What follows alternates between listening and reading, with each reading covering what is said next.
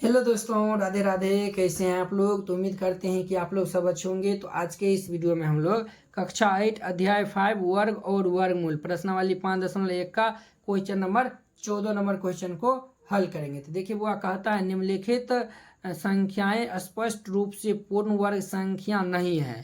कहता है कि पूर्ण वर्ग संख्या नहीं है, इसका कारण दीजिए। इसका जो है वह कारण देना है कि ये जो है वह पूर्ण वर्ग संख्या क्यों नहीं है, इसका जो है वह कारण देना है। ठीक है, तो यहाँ पे जो है वह हल दे दीजिएगा। इसका फर्स्ट नंबर क्वेश्चन को हम हल करते हैं। ठीक है, तो आपको देखिए हम बताते हैं कि पहले जो है वह यानी कि ये जो है वह यानी कि हमारा पूर्ण वर्ग संख्या नहीं है, इसका कारण देना है। तो हमारा फर्स्ट है, तो देखिए यहाँ पे 1052 है। ठीक है, तो आपको हम बता दें कि पूर्ण वर्ग नहीं होने का जो है वो कंडीशन ये होता है, उसके इकाई स्थान पे 2, 3, 7, 8 या फिर 1 जीरो या फिर 3 जीरो, ये सभी संख्या रहता है तो वो पूर्ण वर्ग संख्या नहीं होता। ये आपको हम बार बार आपको हम बताए हैं सभी, यानी कि बहुत सारा क्वेश्चन में ये हम आपको बताए थे। ठीक है, तो कहता है निम्नलिखित संख्या स्पष्ट रूप से पूर्ण वर्ग संख्या नहीं है, इसका कारण दीजिए। इसका जो है वह कारण दीजिए कि क्यों नहीं जो है वो वह पूर्ण वर्ग संख्या है। तो यहाँ पे देखिए 1052 के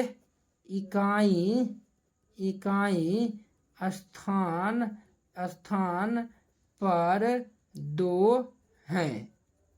देखिए यहाँ पे 1052 के इकाई स्थान पे 2 है, इसीलिए 1052 एक पूर्ण पूर्ण वर्ग संख्या नहीं है। यानी कि इसके इकाई स्थान पर अगर 2 नहीं होता, अगर 2 जो है वह यानी कि नहीं है। ठीक है, यही इसका क्या हो जाएगा, तो आंसर हो जाएगा। अगर इसके इकाई स्थान पे 2 नहीं होता तो ये पूर्ण वर्ग संख्या होता। इसके इकाई स्थान पे 2 है, इसीलिए ये पूर्ण वर्ग संख्या नहीं है। ठीक है, तो आपको हम यानी बताए हैं कि 2, 3, 7, 8 और ये 1 जीरो या फिर 3 जीरो रहता है तो पूर्ण वर्ग संख्या नहीं होता है, तो इसका कारण यही हो जाएगा। ठीक उसी प्रकार 2 नंबर देखिए, ये जो है वह लिख दीजिएगा 23,457 के इकाई का अंक 7 है, इसीलिए ये 23,457 एक पूर्ण वर्ग संख्या नहीं है। ठीक है, आप उसी प्रकार से ये 2 नंबर था। अब देखिए 3 नंबर में है हमारा 54,328 के इकाई का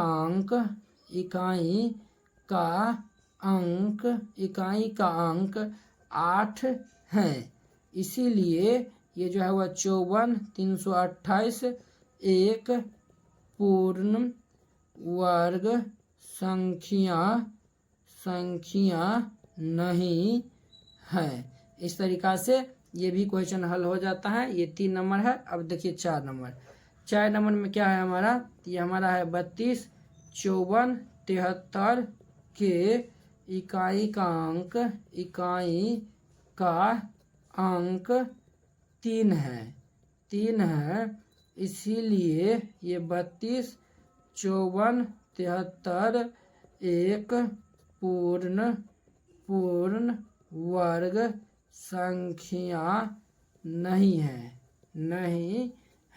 ये लिख दीजिए, 2 लाइन लिख दीजिएगा। ये इसका ये आंसर हो जाएगा, ये आंसर हो जाएगा, ये आंसर हो जाएगा। ठीक है, उसी प्रकार से 4 नंबर में भी यानी कि 5 नंबर में भी लिख दीजिएगा कि जो है वह इसके इकाई का अंक जो है वह यानी कि देखिए ये 3 जीरो आ रहा है, यहाँ पे जो है वह इकाई के अंक यानी कि इकाई के अंक यानी कि यहाँ पे लिख दीजिएगा 25,000 में 3 जीरो आ रहा है। यहाँ पे लिख दीजिएगा 25,000 यानी कि ये जो है वह 25,000 में यानी कि 25,000 में यानी कि इतना में 3 जीरो यानी कि 300 आ रहा है। यानी कि इसमें जो है यानी कि 3 जीरो आ रहा है, इसीलिए ये जो है वह 25,000 एक पूर्ण वर्ग संख्या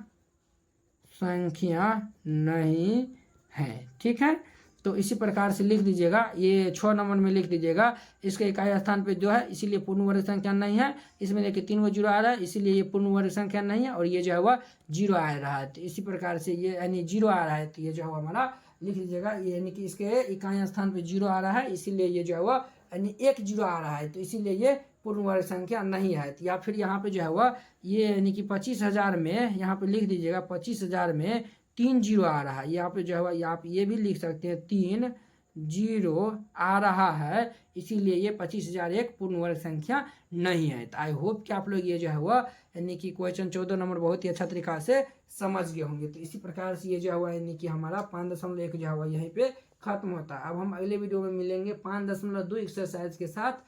अगर यह वीडियो आप लोग को अच्छा लगा होगा तो लाइक कमेंट और अपने दोस्तों के बीच शेयर कीजिएगा। तो चलिए अब हम अगले वीडियो में मिलते हैं। जय हिंद।